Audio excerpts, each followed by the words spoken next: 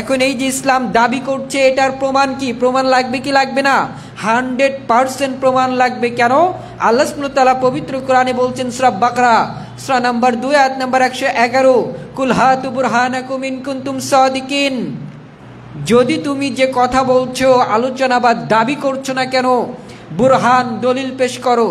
অর্থাৎ তুমি যে দলিল বা তুমি যে দাবি করছো, যে আলোচনা করছো, এটার পক্ষে দলিল লাগবে, প্রমাণ।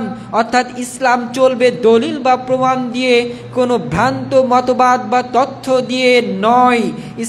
কোরআন যে বলছে মুহাম্মদ সাল্লাল্লাহু আলাইহি সাল্লাম নামের এই ব্যক্তি, ইনি হচ্ছে সর্বশেষ, এরপরে আর কোনো কলকি আসবে না, এটি কোরআন বলছে। প্রমাণবিহীন, দলিলবিহীন, তত্ত্ববিহীন কোনো কথা ইসলাম অ্যালাউ করে না, নট অ্যাকসেপ্টেড।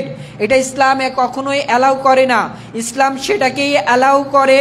ধর্ম তো এমনই হওয়া উচিত যেই ধর্ম সত্য এবং মিথ্যার পার্থক্যকে আলাদা করতে পারে। ধর্ম তো এমনই হওয়া উচিত যেই ধর্ম সত্য বলার সাথে সাথে সেটার প্রমাণ দেয়।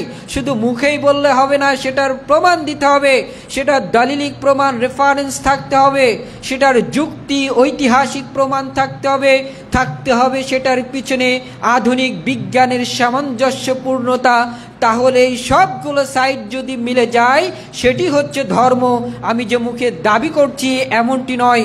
চলুন মুহাম্মদ সাল্লাল্লাহু আলাইহি ওয়াসাল্লাম সম্পর্কে যে ইসলাম বলেছে সর্বশেষ নবী, এবং আমিও চ্যালেঞ্জ করছি, এখানে বিশ্বের প্রধান যত ধর্ম রয়েছে প্রত্যেক ধর্মগ্রন্থ বলেছে ইনি হচ্ছে সর্বশেষ নবী, তার নাম হচ্ছে মুহাম্মদ।